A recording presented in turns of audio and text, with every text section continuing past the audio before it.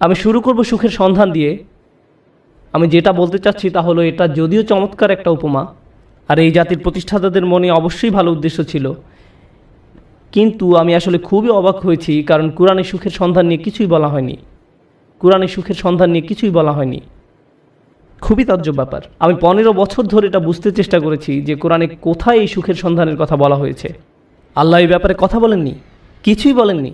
আর এটা আমাকে ভাবায় যে আধুনিক সভ্যতার জন্য এত গুরুত্বপূর্ণ একটা ব্যাপার, মানুষ সুখী হতে চায়, কিন্তু আল্লাহ এই ব্যাপারে কিছুই বলেননি। কোরআনে এটা বলা নেই কীভাবে সুখের সন্ধান পেতে হবে। আর এটা খুবই আকর্ষণীয় ব্যাপার যে কোরআনের সবচেয়ে বড় যে অনুভূতির কথা বলা হয়েছে তা হলো সন্তুষ্টি। সন্তুষ্ট থাকা, এটাই সব থেকে বড় লক্ষ্য, সুখ নয়। কিন্তু এই দুইটি কিন্তু আলাদা জিনিস। সুখে থাকা আর শান্তিতে থাকা দুটো আলাদা বিষয়। এখন আমি আপনাদেরকে সাইকোলজির ব্যাপারে কিছু বলবো, খুবই আকর্ষণীয় কিছু বিষয়। আর এই তথ্যগুলো আমাদেরকে কোরআনের বাণী বুঝতে আরও বেশি সহায়তা করবে। আর আমার আলোচনার পুরোটাই নিয়ে। আর এই বাণীটি আছে সূরা নাজমের মধ্যে, ওয়া আল্লাইসা লিল ইনসানি ইল্লা মা সাআ, এবং মানুষ তাই পায় যা সে করে। এখন আপনারা আমার সাথে থাকার চেষ্টা করুন। সর্বপ্রথম আর সবচেয়ে ছোট যা মানুষ সন্ধান করে, বিশেষ করে তরুণ প্রজন্ম যা চায়, আমি জানি শ্রোতাদের মধ্যে মনে মনে তরুণ লোক আছেন, কিন্তু আমি এখানে যারা বয়সে তরুণ তাদের বলছি। আমি চাই আপনারা এটা বুঝতে পারুন যে সবচেয়ে তুচ্ছ কিছু যখন জীবনে সন্ধান করা হয়, তখনই আসলে সুখের সন্ধান করা হয়। এটা আসলেই সব থেকে তুচ্ছ। আমি বলছি কেন আমার এই ধারণা। যেমন শনিবারে ঘুম থেকে উঠে বাড়ির কাজ করতে ইচ্ছা করে না, তাই 12টা পর্যন্ত ঘুম দিয়ে ওঠেন আপনি। আপনার তখন কী অনুভূতি হয়? আপনি তখন সুখী। সুখী হওয়া আসলে কষ্টের কিছু না। কোনো ছেলে সারা রাত ভিডিও গেমস খেললো, তার মাথা ব্যথা করে, কিন্তু যেহেতু সে গেম শেষ করতে পেরেছে তাই সে সুখী। কেউ কাজে যাওয়ার আগে ফোন পায় যে আজকে আবহাওয়া খারাপ, তাই কাজে যেতে হবে না, এতেই তার সুখ বোধ করে।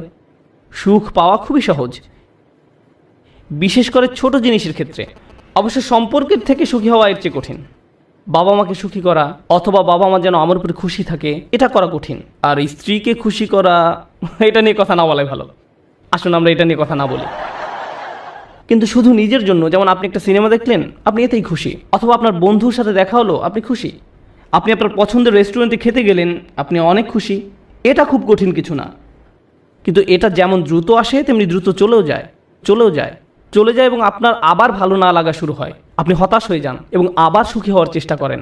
এটা অনেকটাই মাদকাসক্তির মতো, কারণ এটা আপনার সাথে সর্বদা থাকে না। আর এটাই হলো সবচেয়ে নিম্ন স্তরের সন্ধান। তাই মানুষ যখন বলে আমি শুধু সুখী হতে চাই, আমি আসলে জানি না সে কি বোঝাতে চাচ্ছে। কারণ কোনো মানুষই সবসময় সুখী নয়। আল্লাহ আমাদেরকে অনেক অনুভূতি দিয়েছেন এই জীবন অভিজ্ঞতা অর্জনের জন্য, এবং এর সবগুলোই সুস্থ জীবনের অংশ। সুখ হলো এদের একটি মাত্র। যদি আপনার আকাঙ্ক্ষা শুধু সুখী হওয়া হয়, তাহলে আমাকে বলতেই হচ্ছে যে আপনি হতাশ হবেন। সুখ কখনোই ঘটবে না, আপনি কখনোই চিরসুখী হতে পারবেন না। এটা আসলে এভাবে কাজ করে না। আমি বলছি না যে আপনাকে হতাশ হতে হবে। আমি যা বলতে চাচ্ছি তা হলো সংগ্রামও জীবনের একটি অংশ। যখন আপনি বার্ষিক পরীক্ষার জন্য প্রস্তুত হচ্ছেন, আপনি কিন্তু সুখী নন, বা 3 ঘন্টার পরীক্ষার মাঝে আপনি সুখী নন। যারা ব্যায়াম করেন তারা তাতে সুখ পান না। হ্যাঁ, ফলাফল দেখে তারা অবশ্যই সুখী হন, কিন্তু ঘাম ঝরানো পরিশ্রম করার সময় নিশ্চয়ই তারা সুখী নন। নিজের চেহারা দেখলেই বুঝতে পারবেন, ঠিক যেন সিলভেস্টার ট্যালনের মতো। যাই হোক, তাহলে সবচেয়ে নিম্ন স্তরের আকাঙ্ক্ষা কি? সুখ। আসুন এবার পরের ধাপ দেখি। পরের ধাপ মানে এটা অর্জন করতে আরও চেষ্টা করতে হয়। আর আমার বর্ণনায় আমি যতই উপরের ধাপে যাব, সেটা অর্জনের জন্য ততই কষ্ট করতে হবে। তো এর পরের ধাপ হলো কুল দেখানোর আকাঙ্ক্ষা। এটা সুখের আকাঙ্ক্ষা নয়। আকাঙ্ক্ষা হলো কুল হওয়ার। কুল হওয়া মানে হলো কেউ আমাকে নিয়ে ঠাট্টা করবে না, আমি বাকি সবার মতোই হব। কেউ আমাকে নির্দেশ করে বলবে না যে তুমি এমন কাপড় কেন পরছো, এমন কথা কেন বলছো, তোমাকে এমন দেখাচ্ছে কেন, তুমি এভাবে চলো কেন, ওদের সাথে কেন মেশো, এটা কেন কিনছো, ওটা কেন করছো, গাড়ি কেন চালাও। আপনাকে আলাদা করে ভাববে, আপনি এটা চান না। আপনি যে কোনোভাবে সবার সাথে মিশে যেতে চান এবং কারো সমালোচনার বস্তু হতে চান না। আপনি অদৃশ্য হয়ে যেতে চান বাকি সবার মাঝে, যেন আপনাকে বাকি সবার মতো কুল ভাবা হয়। আর এই জন্য পরিশ্রম করতে হয়। উদাহরণ হিসাবে বলা যায়, আপনারা যারা হাই স্কুলে পড়ছেন, আপনি স্কুলে কী পোশাক পরে যাচ্ছেন সেটা আসলেই একটা বড় ব্যাপার। আপনি যখন আলমারি থেকে একটা কাপড় বের করেন বা জুতা হাতে নেন পরার জন্য, তখন আপনার মনে এই প্রশ্ন আসে যে কে আপনার পোশাক নিয়ে মজা করতে পারে। সত্যি আপনার মনে এই ভাবনাটি আসে। অথবা আপনি যখন কাপড় কিনতে দোকানে যান, আপনার বাবা হয়তো আপনাকে টাকা দিয়েছেন কিছু কেনার জন্য, আপনি যাই কিনেন না কেন, অনেক কিছু কেনার পেছনে একমাত্র কারণ হলো যখন আপনি এইসব পরবেন তখন লোকে কি বলবে। এটাই হলো কুল হওয়ার আকাঙ্ক্ষা। বাদ বাকি 10 জনের মাঝে মিশে যেতে হলে আপনাকে পরিশ্রম করতে হবে। এমন কিছু করা খুব সহজ যাতে মানুষ আপনাকে আজব ভাববে, কিন্তু বাকি সবার মতো চলতে গেলে কিছু কাজ করতেই হবে। অনেক তরুণকে এই জন্য নিজের পছন্দ বাদ দিতে হয়, তাদের এমন অভিনয় করতে হয় যা আসলে তারা নয়। আমি কিছু তরুণকে চিনি, ধরুন 14-15 বছর বয়স। একজনের কথা মনে আছে, সে বেসবল টুপি পরতো কারণ এটা তখন ফ্যাশন ছিল, তার প্যান্ট ঝুলে থাকতো। সে আমার কাছে এসে কান্না শুরু করলো। আমি তার কাছে বসলাম, আর সে আমাকে বলল, আমি এমন কাপড় পরতে পছন্দ করি না, আমি এটা ঘৃণা করি। কিন্তু আমি যদি এমন না করি তাহলে বাকিরা আমাকে নিয়ে মজা করে, আমি তাই বাধ্য হয়ে এমন করি। আমি গালি দিতে পছন্দ করি না, কিন্তু প্রায় গালি দেই যখন স্কুলে থাকি, কারণ আমাকে বাকিদের মতো হতে হবে। তাহলে সবচেয়ে তুচ্ছ আকাঙ্ক্ষা হলো সুখের আকাঙ্ক্ষা। এর পরের ধাপ হলো কুল হওয়ার আকাঙ্ক্ষা। এর পরের পর্যায়ে কি? জনপ্রিয় হওয়ার আকাঙ্ক্ষা। আমি সবার মাঝে মিশে যেতে চাই না, আমি সবচেয়ে জনপ্রিয় হতে চাই। আমি এমন হতে চাই যেন সবাই আমার বন্ধু হতে চায়, এমন হতে চাই যেন সবাই লাঞ্চের সময় আমার কথা শোনে। আমি এমন হতে চাই যেন কেউ আমাকে নিয়ে মজা করার আগেই যেন আমি তাদেরকে নিয়ে মজা করতে পারি। আর প্রায় সময় আপনারা দেখবেন যে স্কুলে যেসব বাচ্চারা জনপ্রিয়, তাদের জনপ্রিয়তার কারণ হলো তারা অন্যদেরকে নিয়ে মজা করে, আর সবাই তাদের ভয় পেয়ে তাদের কথা মতো চলে, যেন তারা কেউ পরবর্তী শিকারে পরিণত না হয়। যদিও আমি এখানে অল্প বয়স্কদের কথা বলছি, কিন্তু এমনটা প্রাপ্তবয়স্কদের ক্ষেত্রেও হয়, অবশ্যই হয়। আমাদের আঙ্কেল আন্টিদের ক্ষেত্রেও হয়ে থাকে, কোনো সন্দেহ নেই। জনপ্রিয়তার মানে হলো আমি চাই সবাই আমাকে নিয়ে কথা বলুক, আমি সবার মনোযোগের কেন্দ্রে থাকতে চাই, আমি চাই সবাই আমাকে নিয়ে মন্তব্য করুক। আমি কোনো ছবি পোস্ট করব, টুইট করব, ভিডিও বানাবো, যা কিছুই করি মানুষ যেন আমাকে নিয়ে কথা বলে। যখন আমাকে নিয়ে কথা বলা কমে যাবে তখন আমাকে নতুন কিছু আবার করতে হবে যেন মানুষ আমাকে নিয়ে মেতে থাকে। জনপ্রিয়তার আকাঙ্ক্ষা খুবই আজব একটি জিনিস, কারণ এর কারণে মানুষ নিজেই নিজের অপমান করে। যেমন মিউজিক ইন্ডাস্ট্রিতে যখন এমন হয় কোনো শিল্পীর গান খুব হিট করলো, সবাই সেই গান ডাউনলোড করলো, তারপর যখন তার জনপ্রিয়তা কমে গেল তখন তাকে নিজেকে অপমানিত করতে হবে, নোংরা ভিডিও বানাতে হবে বা কোনো কাহিনী তৈরি করা যেন পত্রিকাগুলো তাকে নিয়ে মেতে থাকে। অন্তত সেখানে জনপ্রিয়তা থাকবে, কারণ তারা নিজের গুণের কারণে আর জনপ্রিয়তা পাচ্ছে না, তাদের পরের গানগুলো বা ভিডিওগুলো আগের মতো বিক্রি হচ্ছে না। এটাই হলো জনপ্রিয়তার আকাঙ্ক্ষা। জনপ্রিয় হওয়ার জন্য পরিশ্রম করতে হয়, টাকা পয়সা খরচ করতে হয়, সময় দিতে হয়, নিজের ভাবমূর্তির জন্য কাজ করতে হয়, আর ভাবমূর্তি রক্ষা করাই তখন সবচেয়ে গুরুত্বপূর্ণ হয়ে যায়। সমাজে অবস্থান ধরে রাখাই তখন মুখ্য হয়ে দাঁড়ায়। এটা হলো পরের পর্যায়, কিন্তু এর উপরে আরও ধাপ আছে। এরপর এর উপরে রয়েছে আর এক ধরনের প্রচেষ্টা, সেটা হলো সম্মানের পেছনে ছুটে চলা। কলেজের ছাত্রদের কাছে এটা বেশি গুরুত্বপূর্ণ প্রাথমিক বা হাই স্কুলের ছাত্রদের চেয়ে। এইমাত্র আমি কি বললাম? সবার নিচে সুখ, তারপরে কি? কুল, সামাজিকতা, তারপর জনপ্রিয়তা। সম্মান মানে হলো আপনি আপনার নিজের সাথে এমন কিছু যুক্ত করতে চান যেটা অনেক মূল্যবান। আপনি মানুষকে বলতে চান, জানো আমি হার্ভার্ডে গিয়েছিলাম। আপনি তাদের বলেন না যে আপনি সেখানে সাপ্তাহিক ছুটি কাটাতে গিয়েছিলেন, আপনার বন্ধুর সাথে দেখা করতে গিয়েছিলেন,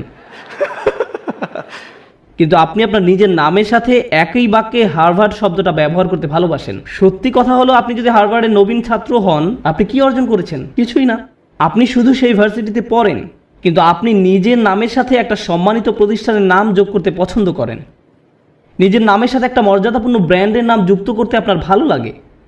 আপনার নির্দিষ্ট ব্র্যান্ডের পোশাক পরতে ভালো লাগে, এবং যদি ব্র্যান্ডের লেবেল দেখা না যায় আপনি অন্য মানুষের সাথে এমনভাবে কথা বলেন যেন তারা বাধ্য হয়ে প্রশ্ন করে আপনি এটা কোথা থেকে কিনেছেন। আপনি যেন বলতে পারেন যে এটা আরমানি ব্র্যান্ড বা এটা কিছু একটা, কারণ আপনি চান নিজের নামের সাথে সেই ব্র্যান্ডের নাম যুক্ত করতে।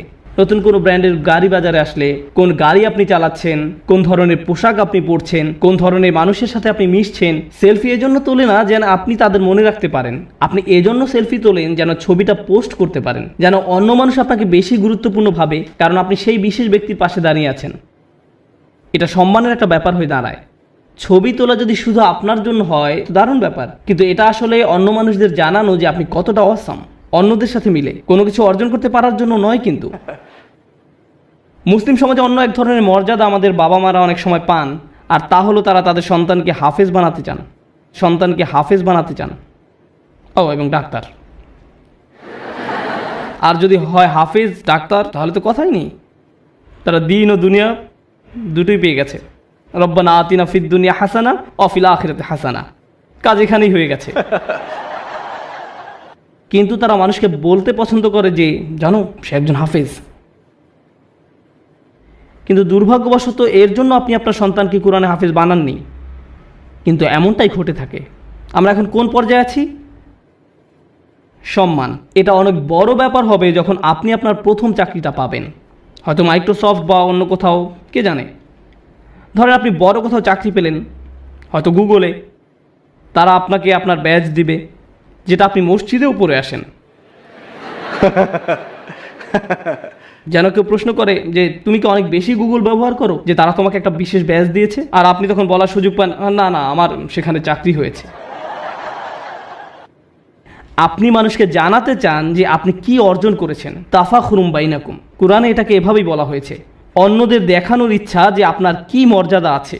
যাই হোক, আমি আবার একদম নিচ থেকে শুরু করতে চাই। প্রথমে কি ছিল? সুখ। দ্বিতীয় সামাজিকতা। তৃতীয় জনপ্রিয়তা। চতুর্থ সম্মান।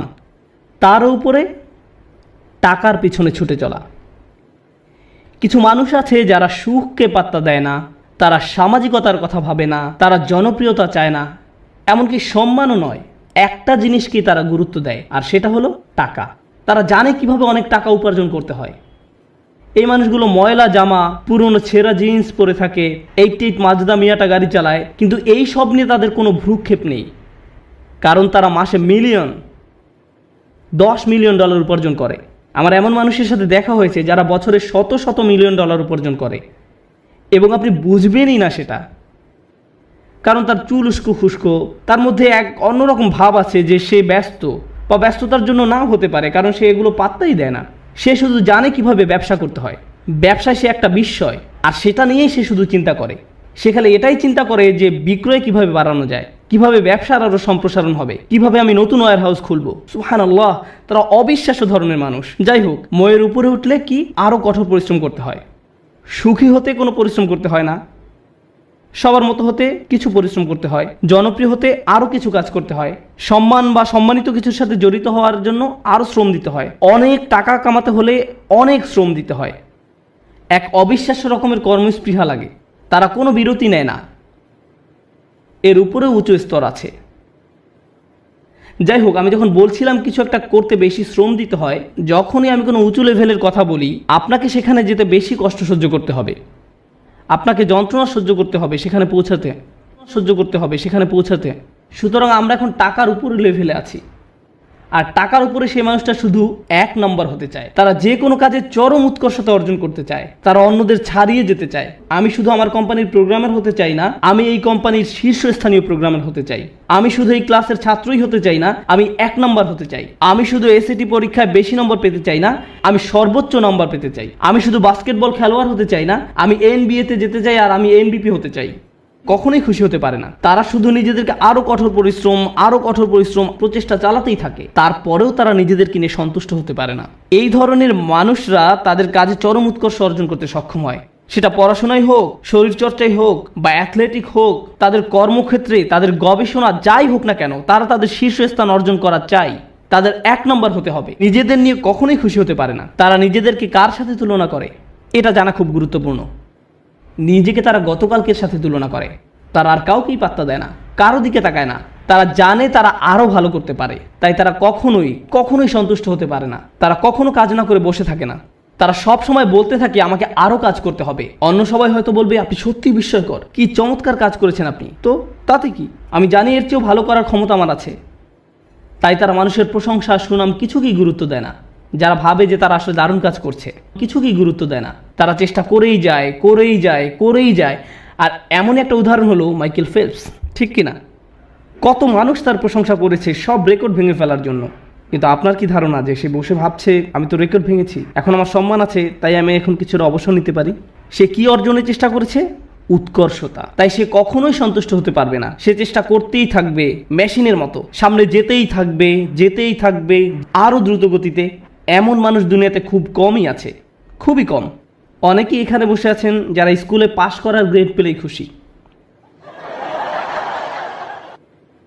তখনই তারা সুখের খোঁজে প্লে স্টেশন নিয়ে খেলতে বসে যায়। আবার এমনও মানুষ আছে যারা 99 পেলেও নিজের উপর অসন্তুষ্ট হয়, কিভাবে আমি এই ভুলটা করলাম। এমনটা সাধারণত ছেলেরা করে না, মেয়েরা করে।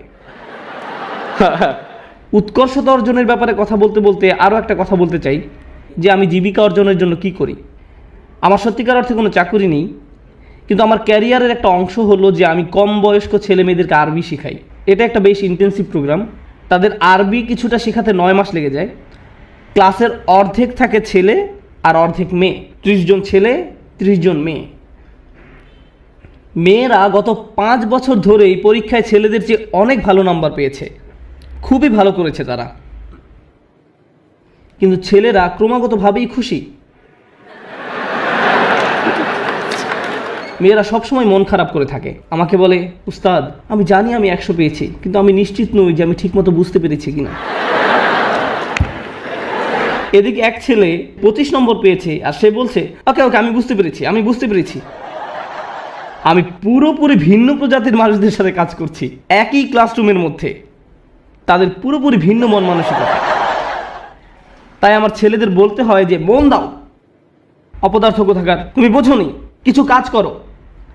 আর এদিকে মেয়েদেরকে আমার বলতে হয়, শান্ত হও, তুমি ঠিকই বুঝতে পেরেছো।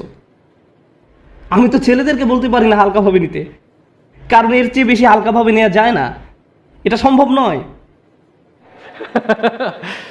সুতরাং আমরা কোথায় পৌঁছেছি, কি নিয়ে কথা বলছিলাম? ও ঠিক আছে, আমাকে একটু সাহায্য করুন। একদম নিচ থেকে আবার শুরু করতে চাই। সুখ, সামাজিকতা, জনপ্রিয়তা, সম্মান, টাকা, উৎকর্ষ। উৎকর্ষের উপর কি থাকতে পারে? উৎকর্ষের উপরও একটা কিছু আছে, আর সেটা হলো প্রভাব। আমি কি পেলাম সেটা গুরুত্বপূর্ণ নয়। আমি গুরুত্ব দেই না যদি আমি অন্যদের চেয়ে বেশি টাকা উপার্জন করি। আমি পাত্তা দেই না যদিও আমি 1 নম্বর। আমার কাছে সেটা গুরুত্বপূর্ণ নয়। আমি অন্যদের জন্য কিছু করতে চাই, আমি একটা উত্তরাধিকার রেখে যেতে চাই। যখন আমি চলে যাব দুনিয়ার বুকে আমি আমার চিহ্ন রেখে যেতে চাই, যে আমি কিছু একটা করেছি যেটা এই জায়গাটাকে অন্যদের জন্য আরও ভালো জায়গায় পরিণত করেছে। আমি প্রভাব বিস্তারকারী ব্যক্তি হতে চাই অন্য জিনিসের উপরে এবং অন্য মানুষের উপরে, আমার চারপাশের পরিবেশের উপরে। আমরা এখন অমুসলিমদের কথা বলছি, আমরা এখনো বিশ্বাসীদের কথা বলছি না। আমরা জানি এমন মানুষ আছে যারা MBA শেষ করেছে সবচেয়ে ভালো ভার্সিটি থেকে, যারা হয়তো লাখ টাকা স্যালারি পেতে পারতো ভার্সিটি থেকে বের হয়ে, তারা সেই বেতন ত্যাগ করে এমন প্রতিষ্ঠানে যোগ দিচ্ছে যারা সামাজিক দায়বদ্ধতার জন্য কাজ করে। তারা অনেক কম বেতন নিচ্ছে কারণ তারা টাকায় বিশ্বাস করে না, তারা অনেক বেশি প্রভাবের উপর বিশ্বাস করে। তাই তারা বরঞ্চ এমন প্রতিষ্ঠানের সাথে কাজ করছে যারা শিক্ষা পদ্ধতিকে পুনর্গঠন করতে সাহায্য করছে। বা কোনো ডাক্তার যে হয়তো অনেক টাকা উপার্জন করতে পারত, যে রেসিডেন্সি শেষ করে কাজে যোগদান করতে প্রস্তুত, সেই সময় সিদ্ধান্ত নিল যে সে 3 বছর ডক্টরস উইদাউট বর্ডার্স NGO-তে কাটাবে। আপনি এমনটা শুনেছেন কখনো? আপনার জীবনের ঝুঁকি থাকে এদের সাথে কাজ করতে। যুদ্ধ বিধ্বস্ত অঞ্চলেরা মানবিক কাজ করে। কিন্তু কেন এই ছেলেটা যাচ্ছে, কেন এই মেয়েটা যাচ্ছে? কারণ পয়সা আসা শুরু করলে আমি কোন ধরনের গাড়ি কিনবো সেটা নিয়ে দুশ্চিন্তা না করে সে বেশি চিন্তিত পৃথিবীতে সে কি প্রভাব রেখে যেতে পারবে সেটা নিয়ে। তারা সাহায্য করতে চায়, তারা ভালো কিছু করতে চায়। আর এই ধরনের নিঃস্বার্থপরতা খুব কম মানুষেরই থাকে। এই মইয়ের যত উপরে আমরা যাই ততই কম মানুষ আপনি পাবেন। আর তারা বিস্ময়কর মানুষ। তারাই হচ্ছেন সেই মানুষ যারা দুনিয়ায় পরিবর্তন এনেছে।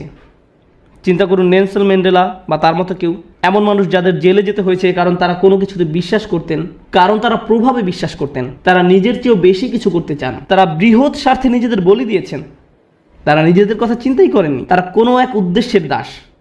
আর তাই এই মানুষগুলো হলো সেই মানুষ যারা প্রভাবের জন্য কাজ করে। তারা উৎকর্ষ সাধনকারীদের চেয়েও অনেক উপরে। উৎকর্ষ এই মানুষগুলোর জন্য স্বয়ংক্রিয়ভাবেই চলে আসে। উৎকর্ষ সাধন করা তাদের লক্ষ্য নয়, এটা উপজাত হিসেবেই আসে। কেন জানেন? কারণ যদি আপনি সেরকম প্রভাব রাখতে চান, আপনাকে অনবরত চেষ্টা করেই যেতে হবে। আপনি হয়তো ভাবতে পারেন যে প্রভাব সৃষ্টি এটাই হয়তো সর্বোচ্চ শিখর, কিন্তু না, এর থেকেও বড় কিছু আছে। এর উপরে আছে চূড়ান্ত সত্য। কেউ কেউ ন্যায়ের খোঁজ করে, কেউ কেউ সত্যের খোঁজ করে, কেউ কেউ আদর্শের খোঁজ করে। যারা ন্যায় বিশ্বাস করে, আর ন্যায় এমন একটা জিনিস সেটা আপনি পরিপূর্ণভাবে দুনিয়াতে দেখবেন না, দেখবেন, কিন্তু তারা এর পরোয়া করে না, তারা এটার জন্যই কাজ করেন।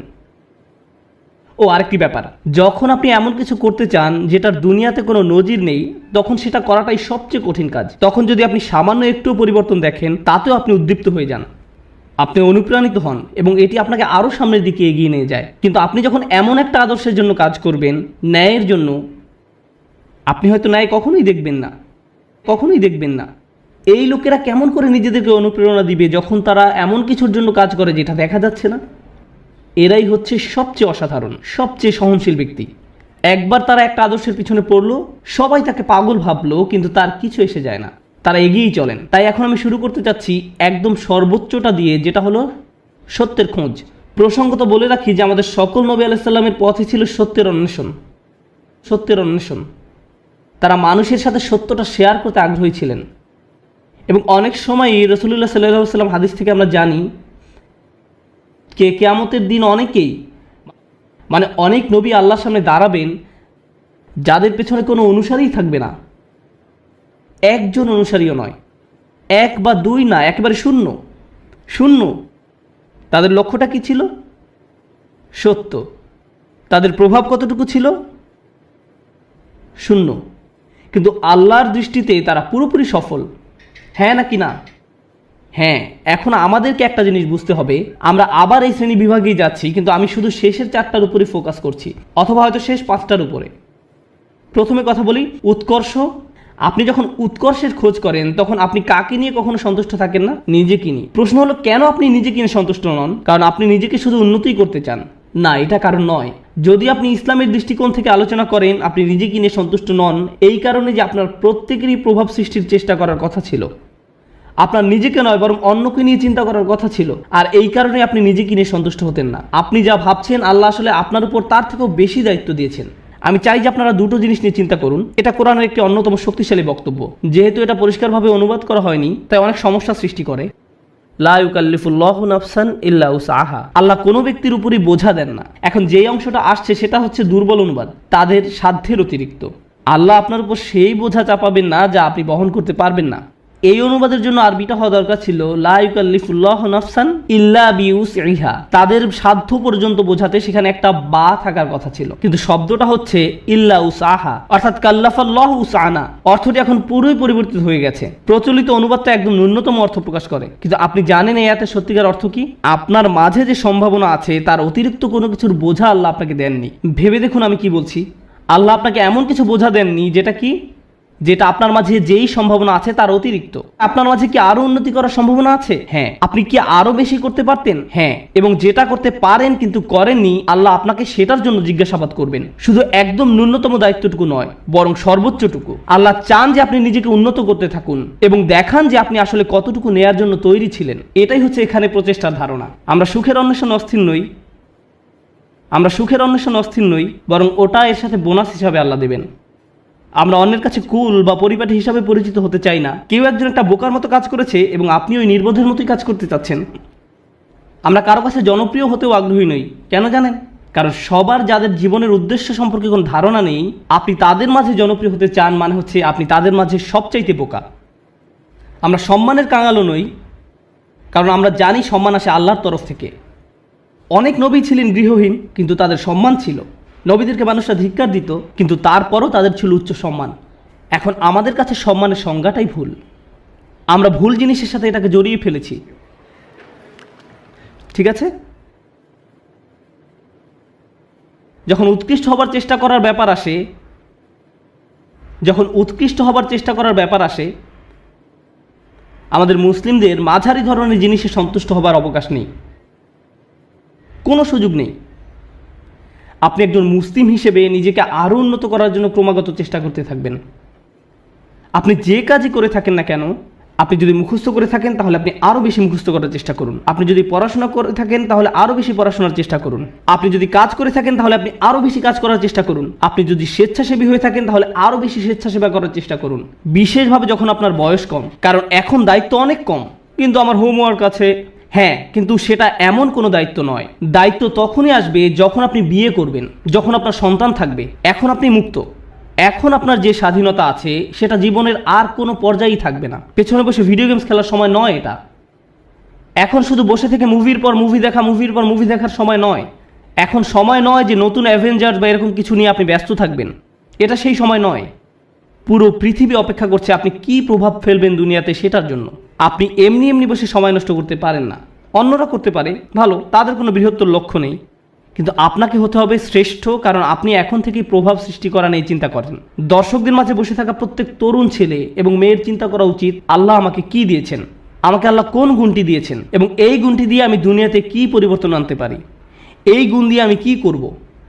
আর আপনি যখন এটা নিয়ে চিন্তা করবেন, তখন আপনি সত্যিকারভাবে বুঝতে পারবেন আপনি কিসের জন্য কাজ করছেন। আপনি কাজ করছেন আল্লাহর সাথে দেখা হবার স্বপ্ন নিয়ে, এবং সেটাই হচ্ছে আমাদের আসল সত্য। আপনি আল্লাহকে এটা দেখাতে চান যে আপনি আপনার সামর্থ্যের মধ্যে যা আছে তার সবটুকু করেছেন। সবচেয়ে ভালো ঘুমের অভ্যাস আপনার থাকা উচিত, সবচেয়ে ভালো খাবার সবচেয়ে ভালো ব্যায়াম করার অভ্যাস আপনার থাকা উচিত, আপনার হওয়া উচিত সবচেয়ে ভালো ইবাদতকারী, আপনার হওয়া উচিত সবচেয়ে পড়াশোনায় উন্নত। আপনার জীবনে আপনি যা যা করে থাকেন প্রত্যেকটি কাজে আপনার উৎকর্ষ অর্জনের চেষ্টায় রত হতে হবে। আপনার বাজে জাঙ্ক খাবার খাওয়ার অভ্যাস ত্যাগ করা উচিত। আপনি এমন কেউ হবেন না যারা অযথা ঘুরে ফিরে আড্ডা দিয়ে সময় নষ্ট করে। আপনি অবশ্যই অবসর কাটাবেন, কিন্তু এমনকি যখন আপনি খেলবেন তখনও সবচেয়ে ভালো খেলুন। স্কুলের বা কলেজের অন্য ছেলেরা যখন তাকে দেখবে তারা বলবে আমি এর মতো হতে চাই, তার সব কিছু অসাধারণ, তার সব কিছুতেই সে চ্যাম্পিয়ন। আপনাদের তেমন লোক হওয়া উচিত। উম্মার এরকম লোক দরকার, শ্রেষ্ঠ লোক, এবং এ ধরনের লোকেরাই প্রভাব সৃষ্টি করতে পারে। আরেকটি ব্যাপার কি জানেন, আমাদের বাবা মায়েরা, খুবই দুঃখজনক, কারণ তাদেরকে কখনো এটা শেখানো হয়নি, তারা কখনো এই যে সিঁড়িটা এর সাথে পরিচিত হননি। তাদের কাছে সর্বোচ্চ শিখর মানে হচ্ছে সম্মান, আর এর উপরে গেলে টাকা পয়সা। তাই আপনাদেরকে নিয়ে তাদের একমাত্র চিন্তা হচ্ছে সম্মান আর অর্থ। একটা চাকরি খোঁজো যেন তুমি সম্মান পেতে পারো, আর আমরা বলতে পারি আমাদের ছেলে একটা চাকরি করে, সে ডাক্তার, সে এটা, সে ওটা, আর হয়তো আমাদের এক সময় অনেক টাকাও হবে আর আমরা সেটা মানুষকে দেখাতে পারবো। শেষ, এটাই তাদের একমাত্র চিন্তা। আর তারা সবসময় জিজ্ঞাসা করে তুমি কোথায় কাজ করবে, কেমন করে তুমি আরো টাকা রোজগার করবে, কখন আমরা বাড়ি কিনবো। সবকিছুই শেষ হয় সম্মান এবং অর্থতে গিয়ে। কিন্তু জীবনে এর উপরেও কিছু আছে। অর্থের উপরে কি? টাকা পয়সা, উৎকর্ষ। কে আপনাকে উৎকর্ষ বা শ্রেষ্ঠত্ব অর্জনের দিকে ধাবিত করবে? আমরা শুধু অর্থ এবং সম্মান নিয়ে চিন্তা করতে করতে জীবন শেষ করে ফেলি। মুসলিমদের মাঝে কত ছেলে মেয়ে ডাক্তার হয়েছে, আমি সবসময় তাদের উদাহরণটাই দিই, কারণ এদেরকেই সবচেয়ে বেশি হতাশ দেখি আমি। তারা ডাক্তার হয়েছে শুধুমাত্র এই কারণে যে তাদের মা বলেছে কিংবা বাবা বলেছে। আমি কখনোই আমার কোনো সমস্যা হলেও এরকম ডাক্তারের কাছে যেতে আগ্রহী নই। আমি বরং এমন কারো কাছে যাব যে ডাক্তার হয়েছে কারণ তারা মানবতার সেবা করতে চায়, তারা তাদেরকে নিয়ে চিন্তা করে, তারা দুর্নীতিগ্রস্ত ইন্স্যুরেন্স কোম্পানি থেকে পরবর্তী টাকা আসার অপেক্ষা করে না, তারা আসলে মানবতা নিয়ে চিন্তিত। আমি এ ধরনের ডাক্তারের সাথে সম্পর্ক রাখতে, নিজে এবং বাচ্চাদেরকে নিয়ে যেতে আগ্রহী। প্রভাব সৃষ্টিকারী ব্যক্তি। এখন এই ব্যাপারে আমার শেষ কথা, লাইসা লিল ইনসানি ইল্লা মা সা। মানুষের কিছুই থাকবে না শুধুমাত্র তারা যে চেষ্টা করেছে তা ছাড়া। আবার শুরু করি। সুখের সন্ধান, কুল, সামাজিক বা পরিবারটি হওয়ার বাসনা, জনপ্রিয় হবার আকাঙ্ক্ষা, সম্মান পাবার আকাঙ্ক্ষা, অর্থপ্রাপ্তির আকাঙ্ক্ষা, উৎকর্ষ লাভের আকাঙ্ক্ষা, প্রভাব সৃষ্টিকারী হবার ইচ্ছা এবং সত্য পাবার প্রচেষ্টা।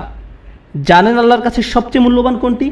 এই সব কিছুর মাঝে আল্লাহর কাছে সবচেয়ে প্রিয় হচ্ছে আপনার প্রচেষ্টা। অর্থ নয়, প্রভাব না, শ্রেষ্ঠত্ব না, এই সব কিছুই আসবে, কিন্তু আল্লাহ আপনার কাছ থেকে যেটা দেখতে চান সেটা হচ্ছে প্রচেষ্টা। আমি আপনাদের বলেছি নবী আলাইহিস সালামদের কথা, যারা শেষ বিচারের দিন আল্লাহর সামনে দাঁড়াবেন কতজন উম্মত নিয়ে? 0। কিন্তু তারপরেও আল্লাহ তাদেরকে জান্নাতের সর্বোচ্চ আসনে আসীন করবেন, কারণ আল্লাহ সম্মান জানাবেন তাদের প্রত্যয়কে, তাদের প্রচেষ্টাকে, তাদের চারিত্রিক দৃঢ়তাকে। তারা কঠিন সময়ে পড়েছিলেন এবং তারা সেটা মোকাবেলা করেছেন। যদি আপনি নূহ আলাইহিস সালামের প্রতি বছরের একটা প্রোগ্রেস রিপোর্ট দেখতে চান, চলুন একটা গ্রোথ চার্ট বানিয়ে দেখি কতজন মানুষ মুসলিম হয়েছে প্রতি বছর, যেমনটা করা হয় প্রতি বছর প্রতিবেদনে। কতজন মানুষ মুসলিম হয়েছে প্রতি বছর? 950 বছর। চার্ট নিশ্চয়ই ঊর্ধ্বমুখী ছিল না, বরং সেটা ছিল অপরিবর্তনশীল, এমনকি কখনো কখনো হয়তো নিম্নমুখীও ছিল। কেউ হয়তো ইসলামের খুব কাছাকাছি এসেছে, আবার দূরে সরে গেছে। এর মানে কোনো প্রভাব তৈরিই হয়নি। আমরা নূহ আলাইহিস সালামের কোন জিনিসটাতে এত সম্মান করি? ক্রমাগত প্রচেষ্টা। আমাদেরকে হতে হবে ক্রমাগত প্রচেষ্টারত এবং প্রত্যয়ী মানুষ। আল্লাহর সামনে দাঁড়ানোর মতো কিছুই থাকবে না যদি আমাদের এই প্রচেষ্টাটুকু না থাকে। তরুণরা দয়া করে মনোযোগ দিয়ে শুনেন আমি কি বলছি। একটু চিন্তা করো, তোমার জীবনের সার্থকতা কোথায়? যদি তোমার জীবন মানে হয় শুধু একটা ভিডিও গেম থেকে অন্য ভিডিও গেম, যদি তোমার জীবন মানে হয় শুধু টিভি শোয়ের একটা পর্ব থেকে অন্য পর্ব, তুমি কিসের জন্য চেষ্টা করছো? এতে কি আসে যায় যদি তুমি একটা ভিডিও গেমে ট্রফি জিতো অথবা 100% সিনক্রোনাইজেশন পাও? এতে কি আসে যায়? কি এমন হবে এতে? পৃথিবীর জন্য তা কোনো পরিবর্তনই আনবে না। তুমি কতগুলো পুশ আপ করতে পারো এটা কেউ গুরুত্ব দেয় না। তোমাকে এর চেয়ে বেশি কিছু চিন্তা করতে হবে, এর চেয়ে বড় উচ্চ মর্যাদাশীল কিছু চিন্তা করতে হবে। এবং যখন তুমি সেটা করা শুরু করবে, আল্লাহ তোমাকে সুখ দিবেন। যখন তুমি সত্যিকার অর্থেই চেষ্টা করবে, জীবনটা তখন অর্থবহ হবে। আর জীবনটা যখন অর্থবহ হবে, সুখ এবং আনন্দ এনে দেবে। যখন তোমার জীবনে কোনো প্রচেষ্টা থাকবে না, তখন জীবনের কোনো অর্থ তুমি খুঁজে পাবে না। তুমি তখন কোনো কিছুতেই কোনো সুখ বা আনন্দ খুঁজে পাবে না। তুমি যতই গান শোনো, তুমি যতই ঘুরতে বেড়াতে যাও, যতই পার্টি করো, তোমার জীবনে কখনোই সুখের দেখা পাবে না। তোমার সব সময় বিরক্ত লাগবে, নিজের কাছে নিজেকে ভালো লাগবে না। গুরুত্বপূর্ণ হচ্ছে প্রত্যয়, যেটা তোমাকে উপলব্ধি করতে হবে। তোমাদের তরুণ প্রজন্মকে হতে হবে অসম্ভব, অসম্ভব এবং অসম্ভব প্রত্যয়ী। আল্লাহ বলছেন ওয়ান্না সায়াহু সাওফা ইউরা। আমার খুবই পছন্দের একটি আয়াত, এবং আমি এই আয়াতটি দিয়ে শেষ করতে চাই। এবং তার প্রচেষ্টা বা প্রত্যয় খুব শীঘ্রই দেখা যাবে। তার চেষ্টা খুব শীঘ্রই কি দেখা যাবে। এ প্রসঙ্গে আমি বলতে চাই, তুমি যখন কাউকে তোমার রিজিউম দেখাও, আমি অমুক স্কুল থেকে গ্র্যাজুয়েট হয়েছি, আমি অমুক অমুক জায়গায় কাজ করেছি, অমুক অমুক প্রজেক্টে কাজ করেছি, তখন তুমি তোমার রিজিউমে লেখো তোমার রেজাল্ট নাকি তোমার প্রচেষ্টা? তুমি তোমার প্রচেষ্টার কথা লিখো না, তুমি লিখো তোমার রেজাল্টের কথা। তুমি লেখো না যে তুমি আসলেই অনেক কঠোর পরিশ্রম করেছো ফাইনাল সেমিস্টারে এবং পরীক্ষাটা দিতে গিয়ে অর্ধমিত হয়ে গিয়েছিলে। এগুলো তুমি তোমার সিভিতে লেখো না। তুমি লেখো তুমি অমুক অমুক প্রজেক্টে কাজ করেছো, কিন্তু এটা লেখো না যে তোমাকে অনেক অনেক কষ্ট করতে হয়েছে। তাই নয় কি? শুধু তাই নয়, কিছু কিছু সময় তুমি অনেক অনেক চেষ্টা করো কিন্তু তুমি পাস করতে পারো না। অথবা এরকম যে তুমি অসম্ভব রকমের চেষ্টা করেছো একটা প্রজেক্টের জন্য, কিন্তু সেটা সফলভাবে শেষ করতে পারোনি। অথবা তুমি তোমার আশানুরূপ গ্রেড পাওনি, যেটা তোমার পাওয়া উচিত ছিল। আমরা মানুষেরা মানুষকে কিসের ভিত্তিতে বিচার করি? আমরা মানুষকে বিচার করি রেজাল্ট দিয়ে। আমার এতে কিছু যায় আসে না যে তুমি কতটা চেষ্টা করেছো, তুমি আমাকে ফলাফল এনে দিতে পারোনি। আমার এতে কিছুই আসে যায় না যে তুমি কতটা চেষ্টা করেছো, তুমি পাস করতে পারোনি, গ্রাজুয়েট হতে পারোনি। বুঝতে পেরেছো ব্যাপারটা? কিন্তু আল্লাহ তোমার বিচার তোমার রেজাল্ট দিয়ে করবেন না। আল্লাহ তোমার বিচার করবেন কিসের ভিত্তিতে? প্রচেষ্টা। আল্লাহ বলছেন এবং তার প্রচেষ্টা, তার অধ্যবসায়গুলো খুব শীঘ্রই দেখা যাবে। এটা একটা অসাধারণ ব্যাপার, কেননা পৃথিবীর বুকে কোনো মানুষই আমার প্রচেষ্টা দেখবে না, কোনো মানুষই আমার প্রচেষ্টা দেখবে না। আমি তোমার প্রচেষ্টা দেখব না, অথবা তুমি আমার প্রচেষ্টা দেখবে না, কিন্তু তিনি হচ্ছেন শুধুমাত্র আল্লাহ, যিনি আমাদের প্রচেষ্টা অধ্যবসায়গুলো দেখবেন। আমরা সবাই দেখি ফলাফল, আমরা হচ্ছি ফলাফল সর্বস্ব মানুষ। আল্লাহ হচ্ছেন বিচারক, যিনি দেখেন প্রচেষ্টা। সুবহানাল্লাহ, কতই না মহান আমাদের প্রভু। কেউ তোমার প্রচেষ্টার মূল্য দিবে না এক আল্লাহ ছাড়া। সুতরাং কখনোই তোমার প্রচেষ্টাকে খাটো করে দেখবে না। মানুষ হয়তো মূল্য দিচ্ছে না তুমি যে কাজগুলো করছো, এবং তুমিও সাথে সাথে ভাবতে শুরু করে দাও যে এগুলোর আসলেই কোনো মূল্য নেই। কিন্তু মনে রেখো, এটা মূল্যবান আল্লাহর কাছে। আল্লাহর কাছে এটা অত্যন্ত মূল্যবান। আজকের আলোচনা ওই অংশটা বিশেষভাবে বোনদের জন্য ছিল, কারণ তারা কঠোর পরিশ্রম করে এবং তাদের মনে হয় এই চেষ্টায় কোনোভাবেই কিছু হবার নয়। ছেলেরা এমন নয়, কারণ ছেলেরা কোনো খাটুনি করে না এবং তারা মনে করে যে আমি অনেক করেছি, আমি কত কঠোর চেষ্টা করেছি। ছেলেরা নিজেদের সাথে মিথ্যাচার বন্ধ করো। তোমাদের নিজেদের এটা বলা বন্ধ করতে হবে যে তুমি যথেষ্ট করেছো। তোমার অলসতা দূর করতে হবে। ভাইরা, শয়তান তোমাদের ধ্বংস করে দিচ্ছে, সে তোমাদের ধ্বংস করছে। তোমরা এত অলস। নিজেদের কাছে যুক্তি দেওয়া বন্ধ করো এবং কাজ করো, বেশি করে কাজ করো, আবেদন করতে থাকো, করতেই থাকো, অন্যদের সাথে এই ব্যাপারে কথা বলতে থাকো, নেটওয়ার্কিং করো। থেমে যেয়ে বলো না যে আমি সব রকম চেষ্টা করেছি তারপর ফল পাইনি। না, তুমি সব রকমের চেষ্টা করোনি। উদ্যম হারিও না। এটা করা তোমাদের শিখতে হবে। তোমরা তোমাদের বোনদের কাছ থেকে শেখো। তারা হলো একটু অপেক্ষা করো, আমি তোমাদের ব্যাপারেও বলবো। কিছুক্ষণ পরেই তোমরা আর খুশি হবে না। তোমাদের সমস্যা কি জানো? সুখের সন্ধানের কথা এখন ভুলে যাও। তোমাদের সমস্যা হলো তোমরা সর্বদা নিজেদের ব্যাপারে অনিশ্চিত। তোমরা সবসময় ভাবছো আমি যথেষ্ট নই বা আমি হিসেবের মধ্যেই নেই। হাততালি থামাও। তোমাদের ব্যাপারগুলো সহজভাবে নিতে হবে। তোমাদেরকে বলছি না, তোমাদের এমনিতেই সব কিছু যথেষ্ট। হালকাভাবে নাও। মাশাআল্লাহ, মাশাআল্লাহ। অপরপক্ষে তোমাদের শান্ত হওয়া দরকার। আমার এমন বন্ধুদের সাথে দেখা হয়েছে যারা ইসলাম নিয়ে পড়াশোনা করছে, তারা কোরআন শিক্ষা করছে, কিন্তু আমার এখনো সব শব্দ শেখা হয় নাই। হ্যাঁ, ঠিক আছে আন্টি, শান্ত হন। আপনার সব মুখস্থ হয়নি। আল্লাহ আপনাদের ফলাফলে আগ্রহী নয়। তিনি কিসের প্রতি আগ্রহী? তিনি আগ্রহী আপনার প্রচেষ্টায়। আপনার প্রচেষ্টায় ফলাফল নিয়ে উদ্বিগ্ন হওয়া বন্ধ করুন। আপনি আবার ফল নিয়ে খুব দুশ্চিন্তা করবেন না। আপনি এখনো যা জানেন না, যেটা এখনো অর্জন করতে পারেন নাই, সেটা নিয়ে আপনি বড্ড বেশি ভাবেন। অর্জন নিয়ে চিন্তা করা বন্ধ করুন এবং আন্তরিক, অকৃত্রিম, সর্বোচ্চ যতখানি সম্ভব চেষ্টা করে যায়। আমি বলছি এমনটা করলে আল্লাহর কাছ থেকে ফলাফল আসবেই, কিন্তু সেটা তার সময়সূচি অনুযায়ী আসবে, আপনার নয়। দুইজন মানুষ একদম একই পরিমাণে চেষ্টা করবে, কোনো একজন দেখা যাবে তার চেষ্টার ফলাফল নগদে পেয়ে যাবে এবং কাউকে বছরের পর বছর অপেক্ষা করতে হবে সমানভাবে ফল পাওয়ার জন্য। এটা আল্লাহর হাতে। এজন্য আপনি বলতে পারেন না সে তো অনেক সুফল পেয়ে গেল আর আমি কিছুই পেলাম না, আমরা তো একই রকমের চেষ্টা করলাম। এটা ঠিক না, না না না, এটা পুরোপুরি অন্যায্য। কারণ সেই হিসেব আল্লাহর কাছে ন্যস্ত এবং আল্লাহ শুধু এটাই দেখতে চেয়েছেন যে আপনি কতটা চেষ্টা করেন। ধরুন দুজন মানুষ একদম একই পরীক্ষা দিল। আমার ক্লাসে এমনটা ঘটেছিল, তারা একদম একই পরীক্ষা দেয়। একজন অনেক বেশি পরিশ্রম করে, সে দিন রাত সারাক্ষণ পড়াশোনা করে। এই প্রোগ্রামে আসার আগে সে আমার বন্ধু ছিল, আমরা দুজন বন্ধু ছিলাম। আমি এখন তার শিক্ষক এবং আমি তাকে বলছি যে চলো ঘুরতে যাই। না, আমাকে পড়তে হবে। আমি তোমার শিক্ষক? না না, আমাকে পড়তে হবে, পরীক্ষা আছে। আমি তোমার পরীক্ষা সহজ করে নিব, আমি তোমাকে অতিরিক্ত ক্রেডিট দিব। না, আমার পড়া আছে। এই মানুষটা দিন রাত পড়াশোনা করে। আমি জানি যে সে কি পরিমাণ চেষ্টা করলো, তার প্রচেষ্টার কথা আমি জানি। কিন্তু জানেন, সে তার ক্যারিয়ারে খুব উজ্জ্বল, ব্যবসায় এত দক্ষ, পেশাগতভাবে ভীষণ চটপটে ছিল। কিন্তু ব্যাপারটা এমন যেন আল্লাহ তাকে আরবি শেখার জন্য তৈরি করেনি। সে যত বেশি শিখুক না কেন, সে বেশি নম্বর তুলতে পারতো না। কোন মতো পাশ করতো, কোনো মতেই পাশ করতো প্রতিবারই। আর তার পাশের ছেলেটাই অতিরিক্ত প্রতিভাবান, আমার দেখা সবচেয়ে অলস এক মানুষ। সে ক্লাসে সারাক্ষণ ঘুমাতো, কিন্তু সে প্রত্যেকবারই 99 বা 100 পেত। এতে আমার খুবই রাগ হতো। আমি সেই ছেলেকে শূন্য পেতে দেখতে চাইতাম।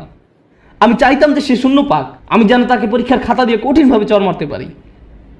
আর যেই মানুষটা পড়তে পড়তে নিজেকে শেষ করে দিচ্ছে, সে পরীক্ষায় ব্যর্থ হচ্ছে। শিক্ষক হিসাবে আমি হতাশ হয়ে গিয়েছিলাম। সেই ছাত্রের অবস্থা তাহলে কি চিন্তা করুন।